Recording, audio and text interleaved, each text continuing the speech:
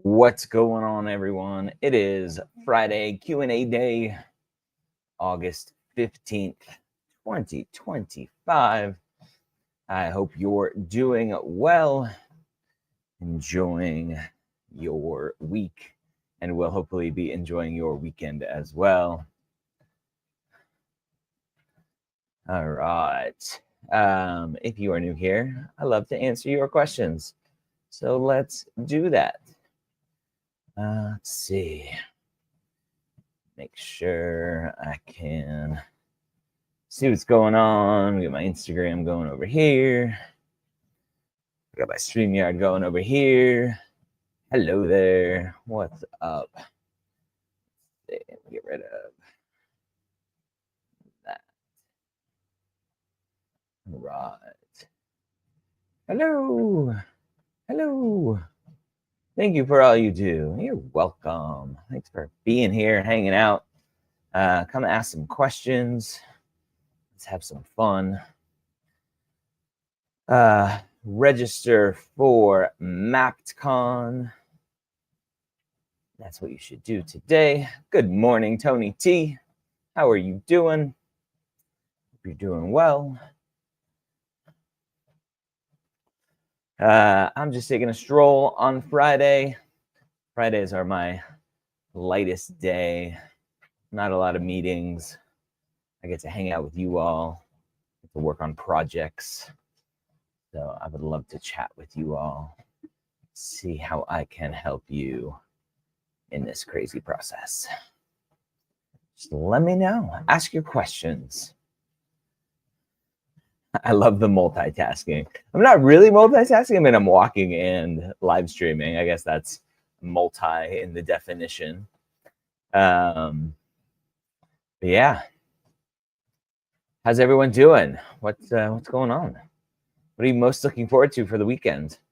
My MCAT is next Saturday, and a school is giving me a conditional interview on the basis of an MCAT score, and I'm freaking out. How about you ignore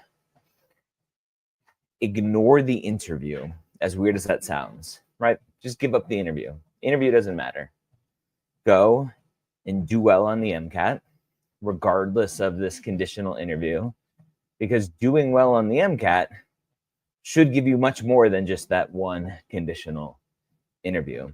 It's one of the reasons why I'm not a huge fan of BSMD programs, because they're dangling this carrot in front of you, and human psychology and psychology research has proven that we as humans, we value things, even if we don't really want it, we value things once we have it, right? And so the classic example is like a trinket that you get at a conference. If you go to a conference, you get a little swag bag and you get this little trinket. It's like a coffee cup.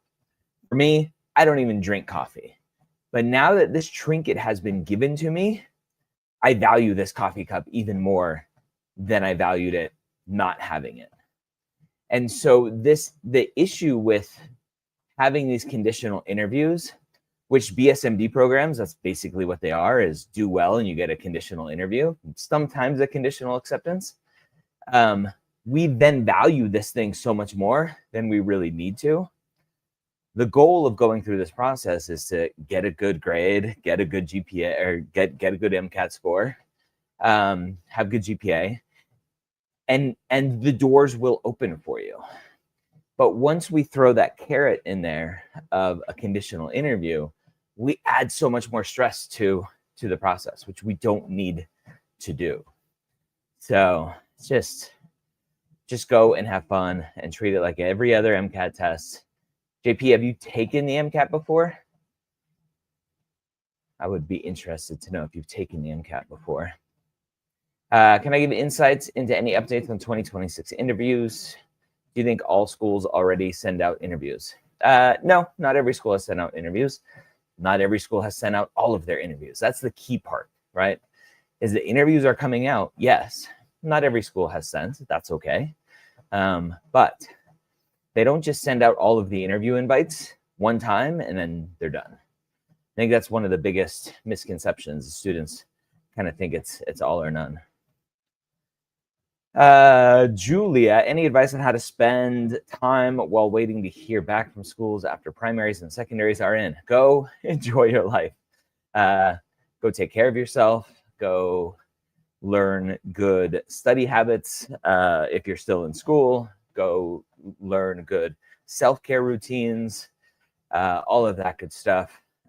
Anything other than sitting around and refreshing your inbox all day, every day. Don't do that.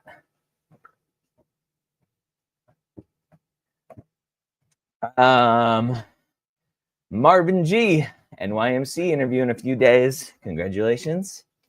MMI interview. Go have fun. Treat it like real life. You'll have fun.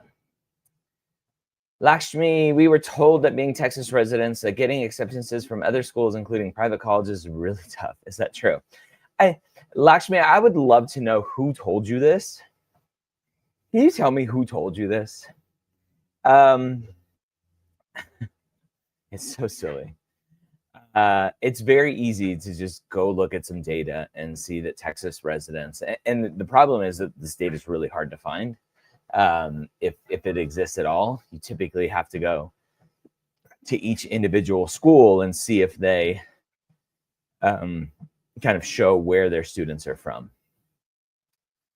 Lakshmi, what is typically being talked about when someone says this ridiculousness of, oh, being a Texas resident, it's hard to get into other schools, right? First of all, everyone loves to play the victim card. If you're a California resident, oh, California's kids getting into California schools is so hard. Being California resident so hard. Texas, oh, you can't get into other schools if you're from Texas. Everyone loves to play the victim. Okay, so first and foremost, it's what we do. We love to blame other people for everything.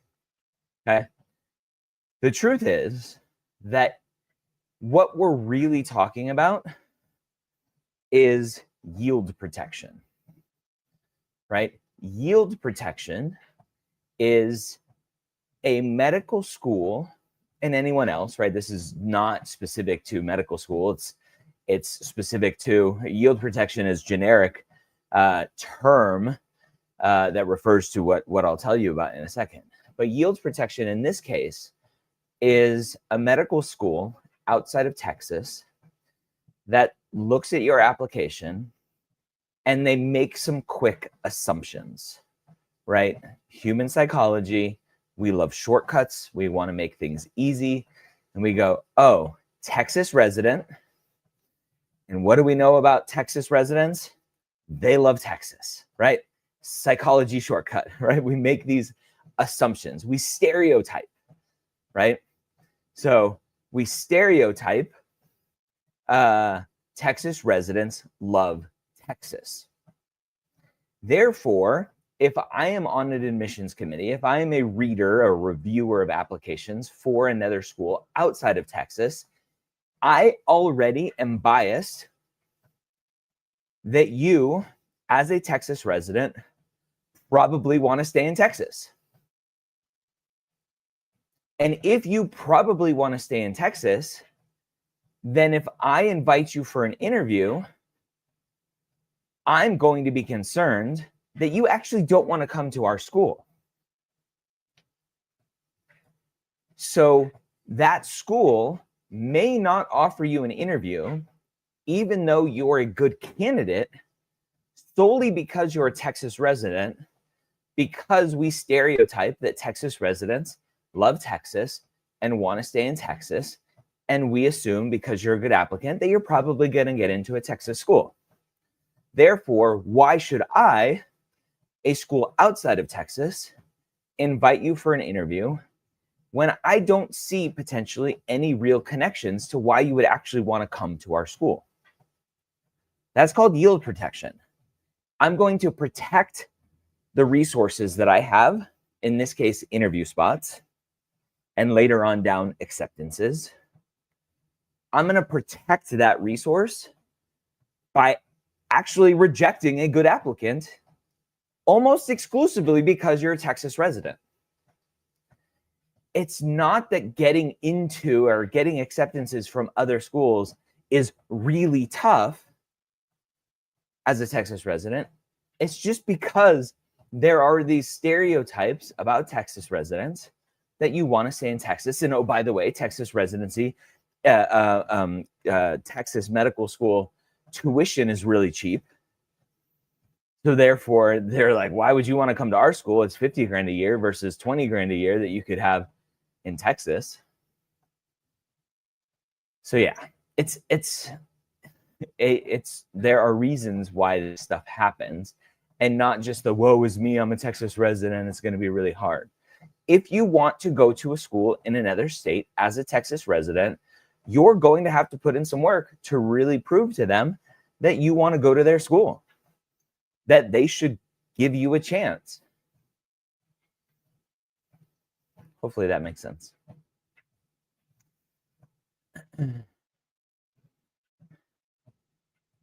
Tony T, can you give me a top 3 DO schools ranking for IM residency and specialize in the future? No such data exists. I don't like looking at schools for, I've gotten in arguments with other creators, medfluencers online about this stance. I don't think you should pick a school based on future matching desires. Meaning, right, Tony, let's say you were really interested in orthopedics, right? And you go and you look at the match list of all of these schools, and you go, okay, this school matches 5% of their class to orthopedics. This school only matches 1% of their class to orthopedics. This other school matches 3%. Just because the school matches for one class that you saw 5% doesn't mean that your chances of getting into orthopedics from that school is 5 times higher than the 1% class. It just means that specific class had a bunch of people that wanted to go into orthopedics and they made it happen. And a school that only had 1%, maybe there were people that just didn't want to go into orthopedics in that school, in that class. It also depends. We don't publish any new episodes, but if you go back and you listen to the Specialty Stories podcast, almost every physician that I talk to, when I ask them how they became interested in their specialty, it's almost exclusively because of exposure to a mentor.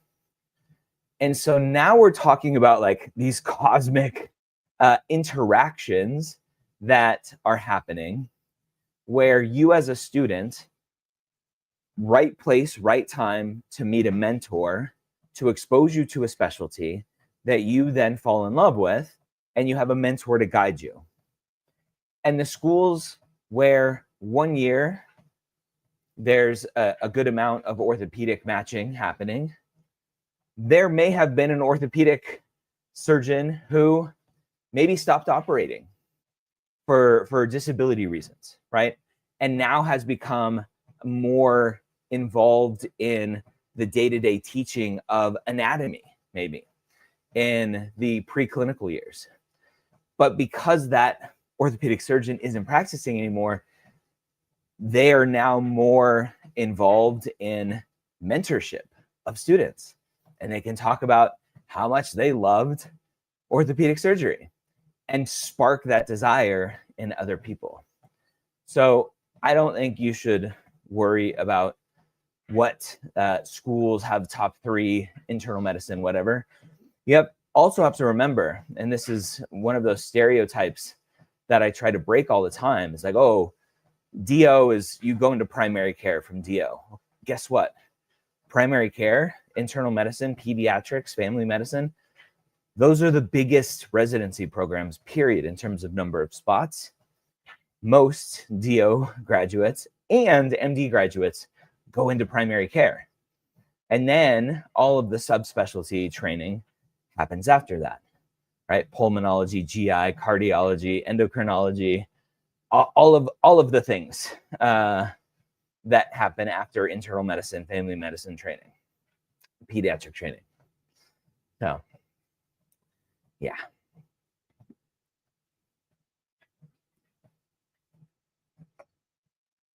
Hey, I'm pre-med and a veteran. Thank you for your service. Any tips for veterans applying to medical school? Are there any med schools that are particularly military friendly and more likely to look favorably on applications? We don't rank anything like that. The issue with thinking like this in terms of military friendly, non-traditional friendly, whatever friendly, the admissions committees change as a new director comes in, new reviewers come in, new other admissions committee members come in. So there's never a one size fits all kind of brand that we can stamp onto an admissions committee that says this admissions committee has now been assigned veteran friendly, and that just holds true forever, because nothing is forever. So we don't even waste time thinking about that. As a veteran, we don't even waste time thinking about you as a veteran. You're a pre-med applying to medical school. You have to tell your job. You have to do your job of telling your stories, your reasons about why you want to be a physician. Not why you want to be a physician as a former veteran. It's why do you want to be a physician? Your veteran part is going to be a big part of your application because that's what you did for a while. But we don't have to squeeze this round peg through a square hole and go veteran pre-med, veteran pre-med, veteran pre-med. You're a pre-med who wants to go to medical school. Why do you want to be a doctor? Let's tell that story. Talk to me about the impact of clinical experiences on you and why that has strengthened your desire to be a physician. And yes, tell me about your military service and what that means to you and how you impacted each of the roles that you've had. But those are all individual pieces of you that we don't have to squish together and then say, hey, I'm a veteran pre-med student. I need to find medical schools that like veteran pre-med students.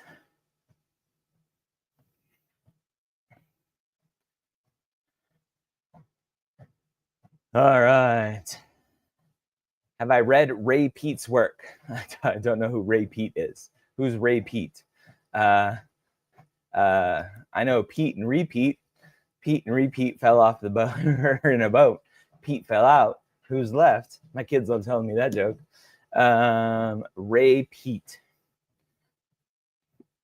Diet stuff. Got it. Not my world.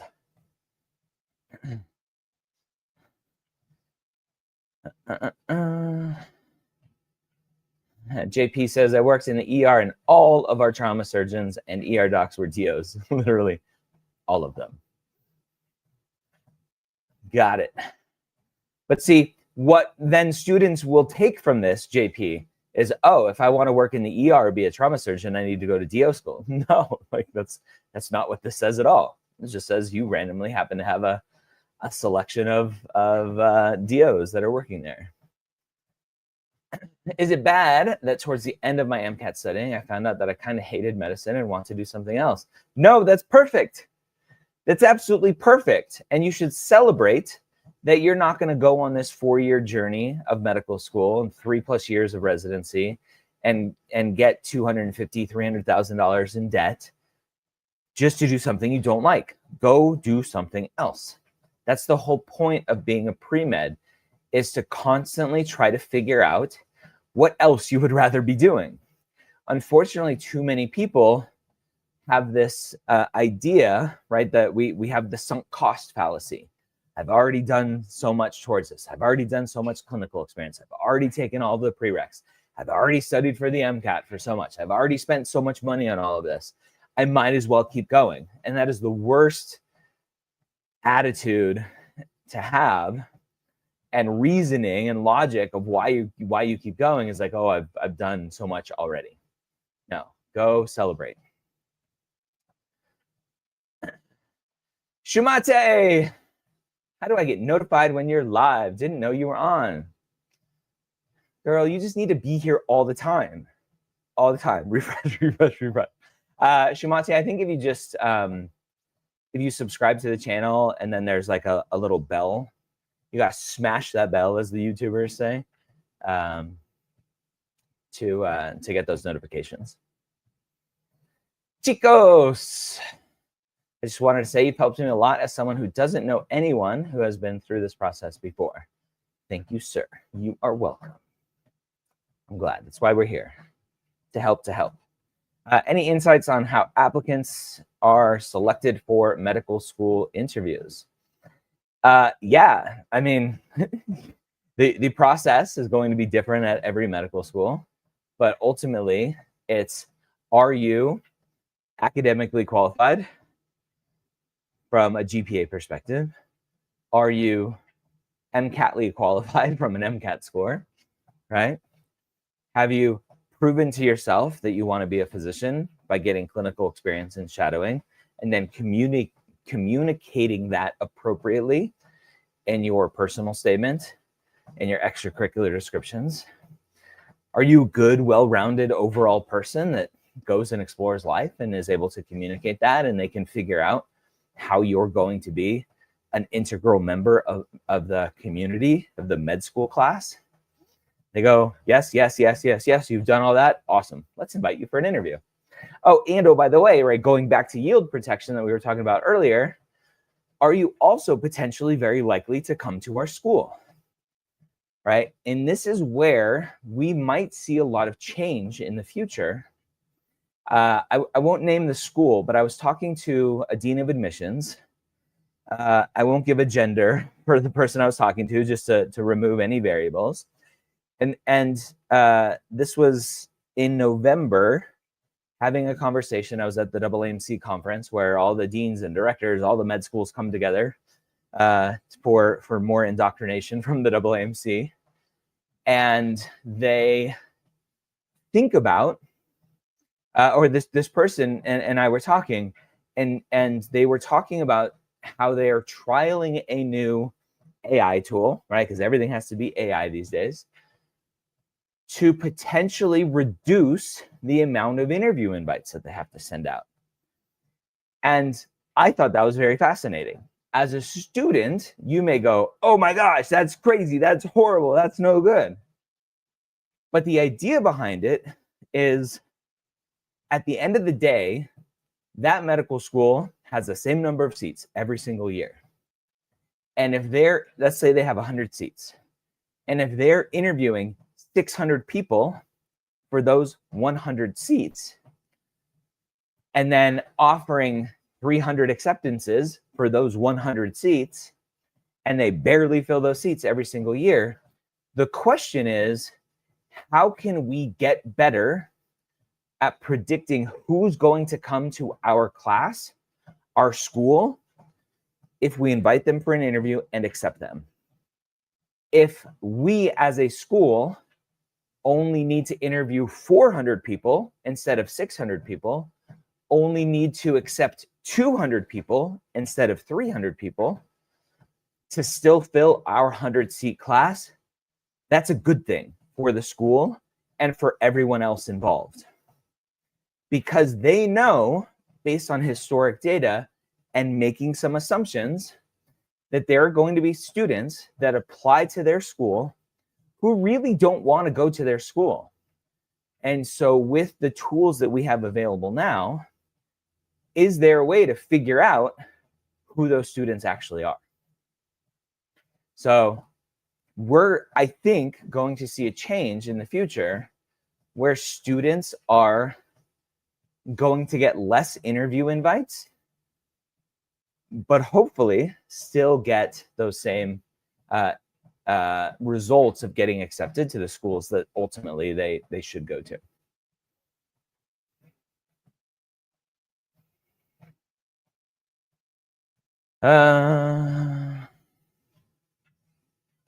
Let's see. Would I consider this an upward trend? Doing a post-bac, do-it-yourself post-bac, and to get it more up class, standing GPA, freshman. Doing a do-it-yourself post-bac to get it up more, get the trend up more. So class standing GPA, I love that you're breaking it down like this. I'm assuming you use Mappd. Freshman 254, sophomore 376, junior 333. They say, I love Mappd, by the way. Just no E in Mappd. 333 junior, 359 senior. So up, down, all around a little bit. Science, freshman 22, 364, 30, 328. Yeah, I don't really see an upward trend. I mean, yes, there's an upward trend. Your sophomore year GPA is hurting you more than helping you, because you go from a 254 to 376 back down to a 333, and then you're coming back up again. If that sophomore GPA wasn't as high, it actually would be better overall, because I could see this gradual increase. But yeah, I would consider that an upward trend, and yeah, I would take some more classes to bring that up. MappdCon, by the way, MappdCon.com, September 13th. The Dean of Admissions at NYU, Dr. Rafael Rivera. I was texting with him the other day, asked him to be a panelist. He graciously said yes. Dr. Layla Amiri, again, another friend who I was texting, she graciously said yes. Juliet Hill, Director of Admissions at UF, go Gators. And then we're looking for one more panelist right now. We actually might have an MD panel and a DO panel, so stay tuned for that. Should be fun. All right.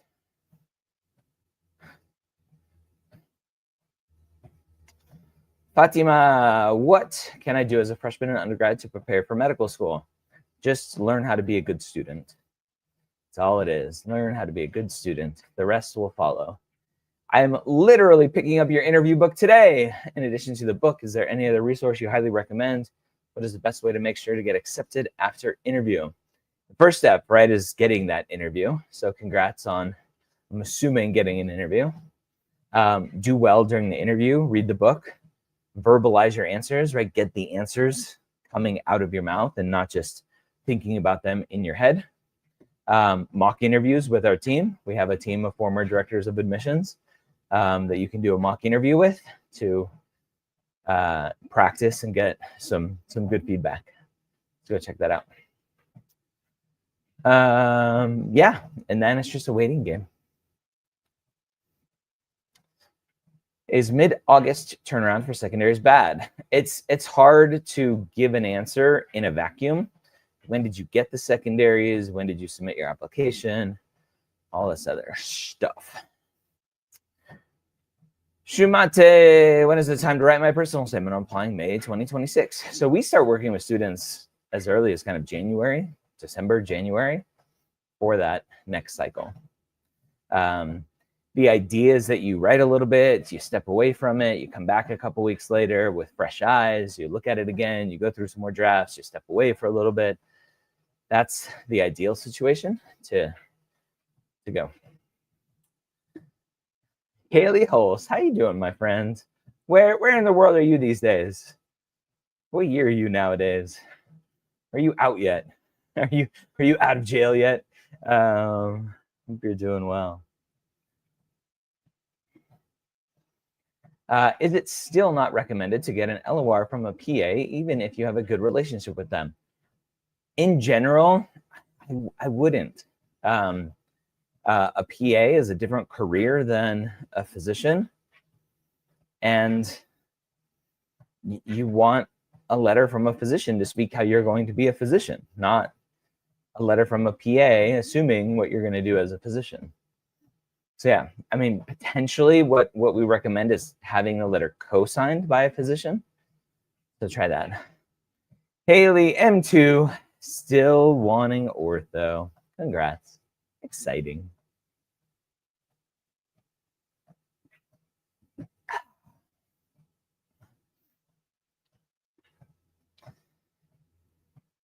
I got them about 3 weeks ago. Application verified July 25th. Yeah, sounds good. Submit. The issue with only thinking about when you're turning around secondaries is it's ignoring, well, when did you submit your application? When were you verified? How long have you been holding on to these secondaries? Remember, most schools aren't sending secondaries until you're verified. And so if you submitted the end of June, which is still perfectly fine, you might not get verified until the beginning of August. And then you have a couple more weeks, submit your secondaries. So it's not just when are you submitting secondaries, it's everything that we look at. And almost always where the two data points that I care about are when did you submit your primary and how long have you been holding on to the secondaries.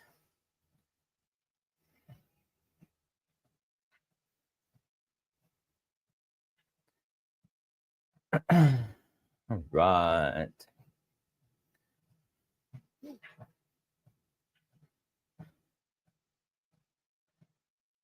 Ashley Claire, hello, friend.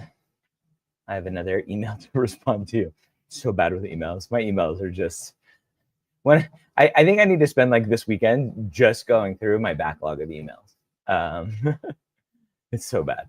I submitted primary on 8/5. Am I too late to apply this cycle? Stats are 510, 368, 7950 hours of clinical, 138 hours shadowing, 568 volunteer, New Jersey resident, strong ties to Boston, and MGH, man's greatest hospital. 8/5 is later. Is it too late? It's riskier. That's the kind of language that I like to use these days. It's not early, it's not late. Everything is a spectrum of risk. So submitting 8/5 is better than submitting 9/5, is better than submitting 10/5, but it's not as good as submitting 7/5 or 6/5. So it's a big spectrum of risk, and really it's up to you in terms of your financial commitment, right? And your time that you have involved. So do you think it's better to apply to more or less schools? I don't think timing has anything to do with that. I think you pick the schools that you want to apply to and you apply to them. It's time and money at the end of the day. The time to write the secondaries, the money to apply for the secondaries and submit the primaries to them. If you're good with that, go for it. Do med schools consider MPAs course grades into BCPM? How can they consider it BCPM if they are not BCPM? So no. I mean, there may be a statistics course in there that would fall under the math, but this is a very common issue that students reflexively go, oh, I didn't get into med school, my grades aren't good, I'm going to do an MPH and show that I can do well in school. The problem is the MPH is not hard sciences. So you're not proving academic readiness with your MPH. You're just wasting 20 or 30 grand for MPH tuition. And lots of med schools like to say, hey, we don't want you for med school, but have you checked out our MPH? And it's useless. Don't do it.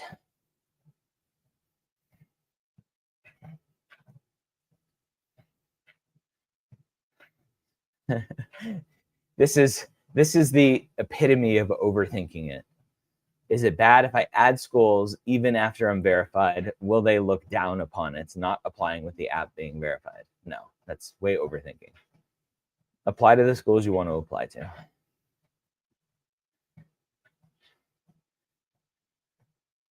If you have a 3.2 BCPM, GPA 1 year is a 4.0 BCPM the next year, enough to qualify as a positive trend. How many years are needed to make up for one bad year? There's not enough data to give an answer here. I need to know what the overall picture looks like, what the final grades are, each individual year, all that kind of stuff. It's not enough info there.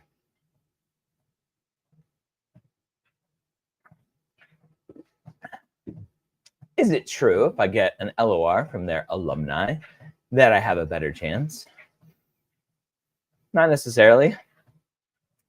That alumni may not have the best record at that school. They may go, oh, that person? No, that person was a troublemaker. Yeah, you just never know. Nothing like that. You don't have to keep submitting the same question over and over again to get my attention. Please don't do that. Do you think my GPA is good enough? My cumulative GPA 3.5, however, science GPA 3.3. Freshman year, 3.69, 3.36, 3.41, 3.41. Good enough for what? I don't see any trend there. I see a downward trend. You may want to try to bring that up.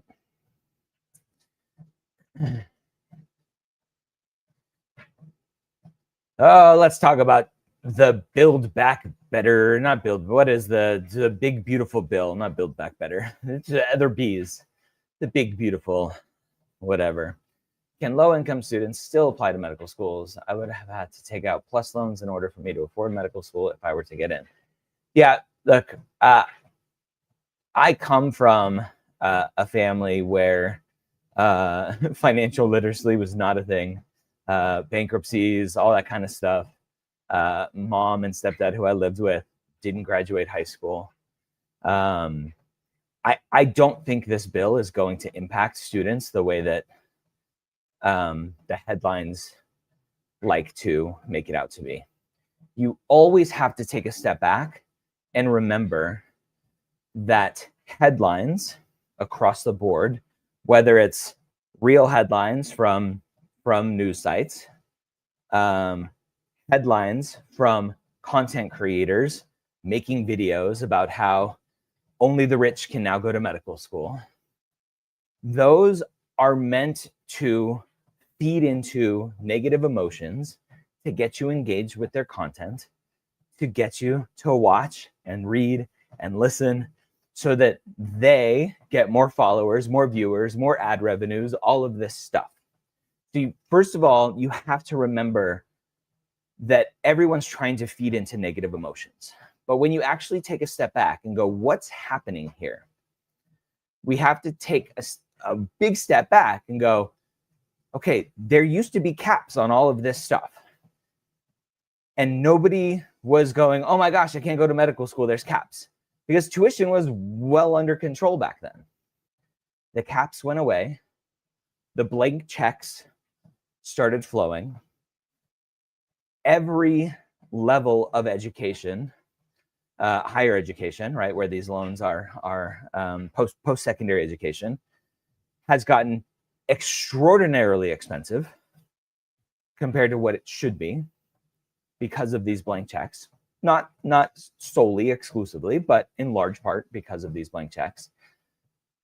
So the cap is a good way to try to stop the continued increase. Is it going to decrease tuition immediately at all, ever?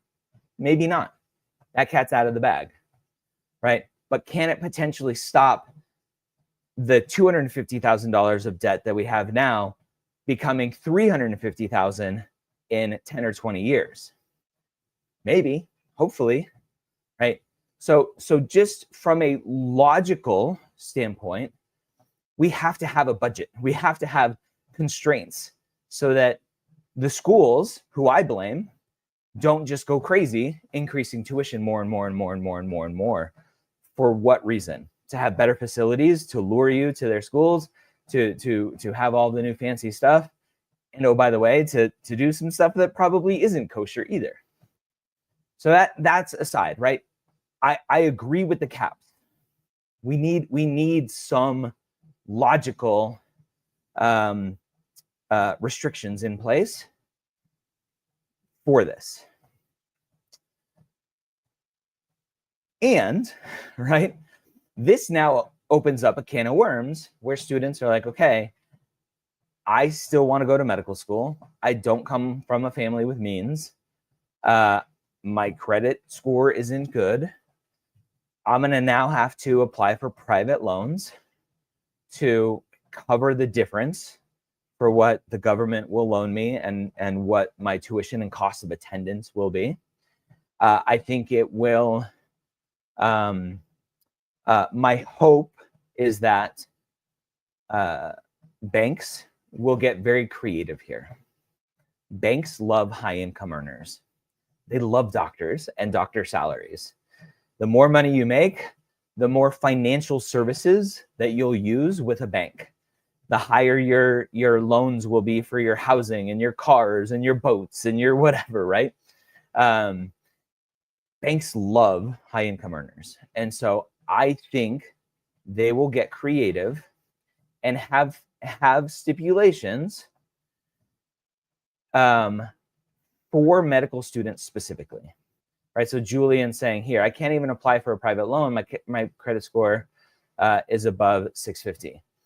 I think as a medical student with an acceptance in hand, my hope is that banks will have special loans for you all, these private banks, that you will now be considered not of the general population, but of a future high income earner person. I think we will see new banks spin up specifically for medical students to say, hey, I think we can make this happen for you as a medical student. I think they'll hopefully make it happen without cosigners, right? Because a lot of you are concerned about cosigning. You're like, my parents don't have any money. They can't cosign for me, right? Again, I understand this because I came from a very similar background. So I think there is still a lot to be figured out.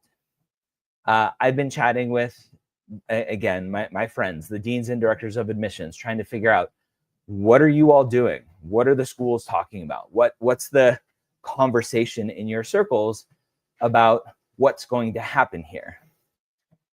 The last thing schools want is a decrease in the number of students applying, a decrease in the number of seats that they fill. They still want all of the students applying. They still want to fill all of the seats. And so one person I talked to said, decreasing tuition is just not on the table, which again, like I blame the schools for just going crazy with tuition in the first place. But they said they're looking for ways to increase financial aid. To say, hey, like, can we offer more financial aid to students to decrease what the cost of attendance will be without messing with that tuition? I don't know behind the scenes. I'm not a financial person, an accountant to understand where all the money is going and flowing and all that stuff. I just think it's way too early to think that we're going to be in a situation where only rich people can go to medical school. Guess what? We've kind of already been there. Unfortunately, we have data that shows that a large percentage of students who go to medical school come from those with lots of means. So we're already in a situation where those with less means aren't going to medical school. How do we fix that? How do we continue to fight for those without the privilege to get the resources they need to get into medical school, to increase the representation of race, ethnicity, socioeconomic status, to increase that in medical school? I'm there wanting that with you all. I just don't think this bill is going to be the thing that destroys the future of lower socioeconomic students compared to what the headlines say. I just don't think it's going to be it. So that's my stance. I have to run. I'll end there. Hopefully that was helpful. I don't know if that helped, or if you're like Dr. Gray, you're delusional. You're out of touch. I don't know. That's my thought. I hope you have a wonderful day. I got to run. I will talk to you later. Bye.